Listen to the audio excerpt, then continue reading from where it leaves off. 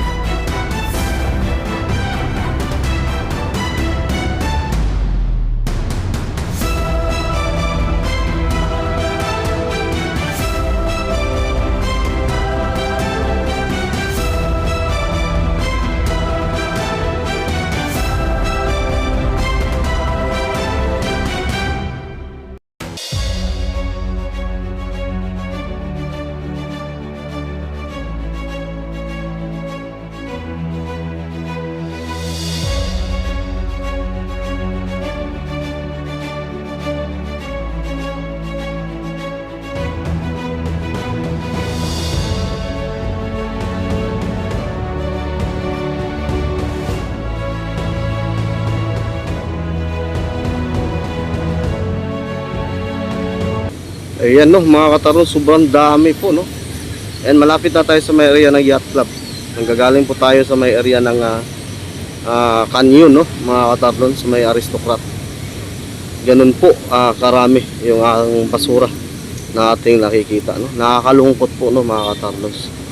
Kaya comment po kayo kung ano po yung masasabi nyo patungkol dito sa ating nakikita sa pagdagsa nitong water lily dito sa ating Manila Bay.